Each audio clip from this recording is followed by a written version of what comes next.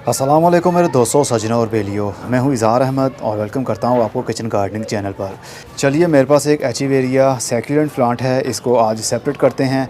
ये तकरीबन 1.5 से 2 साल पुराना है। मेरे पास एक ही पौधा था, तो जब इसका पत्ता नीचे गिरता है तो वहीं से उस पत्ते की जर्मिनेशन शुरू हो जाती है, रूटिंग शुरू होती है और उसके बाद में पौधा बन जाता है। तो एक गमले के अंदर बहुत सारे पौधे लगे हुए हैं। अब इनको एक एक को अलग अलग करते हैं। ये बहुत ही नाजुक होता है, इसलिए इसके लिए ज़्यादा ज़ोर जमाई नहीं, हम गमले को भी नहीं पटकेंगे। अगर गमले को पटकते हैं उल्टा करके तो ये सारे पत्ते गिर भी सकते हैं। ये बहुत ही नाजुक है, इसकी ज़्यादा रूट्स डेवलप नहीं होती हैं। ये सिर्फ मिट्टी के सरफेस के ऊपर ही, जो मिट्टी बहुत अच्छी ड्रेनेज वाली हो उसी के अंदर इसकी ग्रोथ होती है। अगर इसको बालू मिट्टी के अंदर लगा देंगे तो ये सर्वाइव नहीं कर पाएगा। इसको ऐसी मिट्टी के अंदर लगाना है जिसके अंदर पानी 5 मिनट के लिए भी खड़ा ना हो पाए। इधर से पानी दें और उधर से जल्दी से वो नीचे से ड्रेन हो जाए। ये देखिए, पत्ता टूट गया। और ये भी एक सीडम सैकुलेंट है, इसकी भी पत्तों से ही जर्मिनेशन शुरू हो जाती है। इसका पत्ता भी नीचे गिरा हुआ है और उसकी जर्मिनेशन शुरू हो गई है। ये देखिए जनाब, एक पौधा और उसकी ये रूट है। इसके अंदर मैंने पमिंग स्टोन यूज़ किए थे ताकि ड्रेनेज सिस्टम अच्छा बन सके। पमिंग स्टोन भी एक लावा रॉक टाइप ही पत्थर होता है जो बहुत ही लाइट वेट होता है और इसके अंदर वाटर होल्डिंग कैपेसिटी भी 30%, मतलब 30% ये पानी को अपने अंदर होल्ड कर सकता है, ज़्यादा नहीं। तो अब इसको पौधे को अलग अलग करते हैं। इसको अलग रखते जाइए ताकि ये टूट ना जाए। सैकुलेंट ठंडे मौसम में अच्छी ग्रोथ करता है, ऐसे मौसम में जबकि ज़्यादा गर्मी ना हो। जब हीट वाली गर्मी इसको मिलेगी तो ही इसकी ग्रोथ रुक जाएगी। लेकिन इसको ब्राइट लाइट चाहिए, ये इंडोर पौधे नहीं हैं। कुछ लोग वीडियोस के अंदर इसको टेबल के ऊपर रख कर दिखा देते हैं जैसे ये इंडोर पौधा है, लेकिन ये इंडोर सर्वाइव नहीं कर पाएगा। अगर इसको कम रोशनी मिलेगी तो इसकी स्टेम काफ़ी लंबी हो जाएगी, पत्ते बहुत कम पड़ जाएंगे, जिस वजह से ये एक साइड पर गिरेगा और उसके बाद में गल जाएगा, सर्वाइव नहीं कर पाएगा। इसको ब्राइट लाइट की ज़रूरत है। फुल धूप में भी, सर्दी की फुल धूप में भी आप इसको रख सकते हैं, लेकिन इसको बहुत ही कम पानी की ज़रूरत है। अगर ज़्यादा पानी देंगे तो ये गल जाएगा। ये देखिए, यहाँ से भी एक इसका पौधा बन रहा है। ये बहुत ही ईजी टू ग्रो होता है, लेकिन बहुत ही सेंसिटिव प्लांट है। थोड़ी सी केयरलेस इसके साथ हुई तो ये सर्वाइव नहीं कर पाएगा। जो पत्ते निकल रहे हैं उसको मैं साइड पर रख रहा हूँ। उसके बाद उसको भी देखेंगे कैसे उसको जर्मिनेशन उसकी शुरू करवानी है। ये एक सीडम सैकुलेंट है। आप देख रहे हैं इसकी मिट्टी खुश्क है, सिर्फ 1% मिट्टी के अंदर पानी होगा। नीचे वाले पत्ते जो मुरझा रहे हैं उसको हम निकाल देंगे।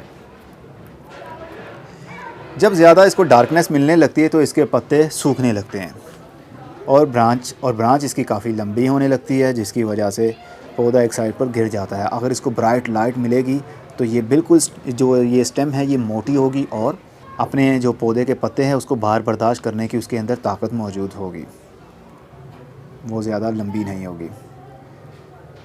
चलिए जी, ये भी है एक पौधा। ये इसका पप है। ये देखिए, इसके रूट के ऊपर ही ये ग्रोथ कर रहा है, तो इसको दोनों को काटना पड़ेगा ताकि दोनों के साथ रूट आए। अब ये रूट इसके साथ आ गई और एक रूट इसके साथ। और ये सीडम है, इसको भी निकाल लेते हैं। एक सीडम का पत्ता था, उसके साथ रूटिंग शुरू थी। आई थिंक वो मिट्टी के अंदर ही ग्लू मिल गया है। चलिए जी, अब दोबारा से इसी मिट्टी को हम यूज़ भी कर सकते हैं, अगर चाहें तो दूसरी भी कर सकते हैं, लेकिन मैं इसके साथ यूज़ करने वाला हूँ कटिंग ग्रोइंग मीडिया। 40 हिस्से पत्तों की खाद है, 40 हिस्से कोकोपीट, 10 हिस्से सल्फ़र और 10 हिस्से ही सुपर फॉस्फेट। इसके अंदर ही हम इसको मिक्स कर देते हैं। ये देखिए, नीचे मैंने ड्रेनेज को कवर करने के लिए कुछ पत्ते रखे हुए थे, वो भी पड़े पड़े डिकम्पोज हो गए हैं। इसके अंदर अभी हमने कोकोनट हस्क भी यूज़ करना है। थोड़े से हम कोकोनट हस्क के टुकड़े भी यूज़ करेंगे। ये जो नारियल होता है उसके बाहर वाला जो छिलका होता है बालों वाला, ये वो चीज़ है। इसके छोटे छोटे से टुकड़े हैं, इसको कोकोनट हस्क कहते हैं या कोको चिप्स भी कहते हैं इसको। अगर इसको हम ग्राइंड कर लेते हैं तो ये कोकोपीट बन जाएगा। इससे ड्रेनेज सिस्टम काफ़ी अच्छा बन जाएगा और पानी इसके अंदर काफ़ी देर के लिए होल्ड भी रह सकता है। एकदम से जड़ों को नहीं मिलता, जिसकी वजह से जड़ें गलती नहीं हैं। जड़ों को जैसे जैसे ज़रूरत होगी पानी की, वो इसके साथ चिपक जाएंगी और यहीं से अपनी पानी की ज़रूरत को पूरा करती रहेंगी। चलिए, इसको मिक्स कर लेता हूँ। अगर आपके पास ये कोको चिप ना हो तो आप ओनली जो कटिंग ग्रोइंग मीडिया मैंने आपको बताया है ये भी आप यूज़ कर सकते हैं। अगर कटिंग ग्रोइंग मीडिया भी आपके पास ना हो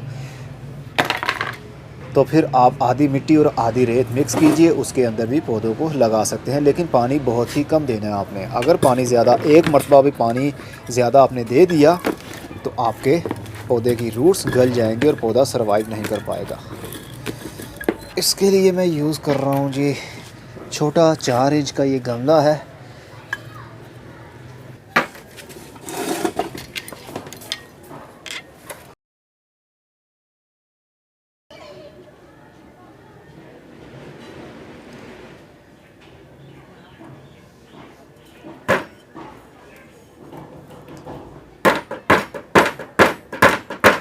इसके लिए मैं मिट्टी का गमला इसलिए यूज़ कर रहा हूँ क्योंकि इस पौधे का काफ़ी वेट भी होता है और जो मिट्टी हमने यूज़ की है, सॉइल यूज़ की है, इसका वज़न नहीं है, जिसकी वजह से ये पौधे के पत्तों का वेट होने की वजह से ये एक साइड पर गिर सकता है और ये मर सकता है। इसकी ब्रांचेस टेढ़ी हो सकती हैं, इसलिए मिट्टी का गमला यूज़ किया है ताकि तेज़ हवा चलने की वजह से भी या इस पौधे का ज़्यादा वेट होने की वजह से गमला हमारा नीचे ज़मीन पर नहीं गिरेगा। बस हमने ज़्यादा इसको पुश नहीं करना है, दबाना नहीं है मिट्टी को, एज इट इज़ इस तरह छोड़ देंगे। ये देखिए ये है वो पत्ता सीडम का। इसके जो ये देखिए इसकी रूट्स भी अब शुरू हो चुकी हैं और एक छोटा सा आपको पत्ता खिलता हुआ दिख रहा होगा। यहीं से ये पौधा बड़ा हो जाएगा और एक सेपरेट एक पौधा बन जाएगा। इनकी ग्रोथ पत्तों से भी बहुत आसानी से शुरू हो जाती है, लेकिन बहुत ही कम पानी की ज़रूरत होती है इनको। लीजिए जनाबे वाला, एक गमले से हमारे 4 गमले बन गए, मतलब हमारे 3 एक्स्ट्रा पौधे बन गए। और इस बड़े गमले के अंदर दोबारा से मैंने एक बड़ा पौधा शिफ्ट कर दिया और साथ में एक छोटा भी इसके अंदर रख दिया है और 2 पत्ते भी रख दिए मैंने।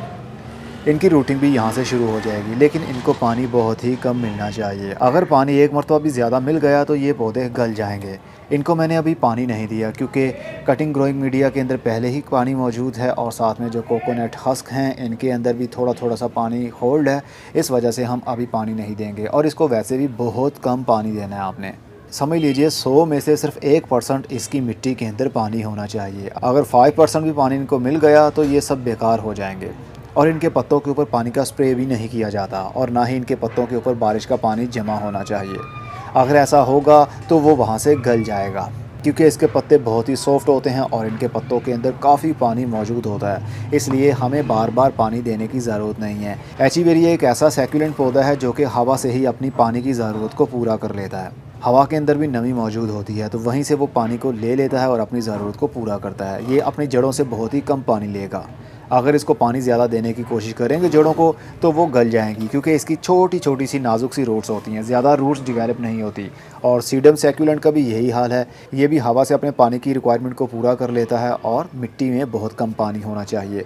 ये जो पत्ता इसका ग्रोथ कर रहा था इसको मैंने जस्ट मिट्टी के ऊपर रख दिया है, यहीं से इसकी रूटिंग शुरू हो जाएगी। उम्मीद है सैकुलेंट पौधे देखकर आपको भी काफ़ी खुशी हुई होगी। एक गमले से हमारे 3 एक्स्ट्रा और गमले बन गए हैं। अब इन 4 गमलों में से और कितने आगे गमले बनने वाले हैं ये मैं खुद नहीं जानता। अगर अच्छी केयर हो पाई मुझसे, बस इसको ह्यूमिडिटी, बहुत ज़्यादा नमी वाला एरिया पसंद नहीं है। ह्यूमिडिटी होनी चाहिए लेकिन मिट्टी के अंदर और पत्तों के ऊपर नमी हर वक्त नहीं होनी चाहिए, नहीं तो ये गल जाते हैं। अब मैं चलता हूँ, खुदा हाफिज़।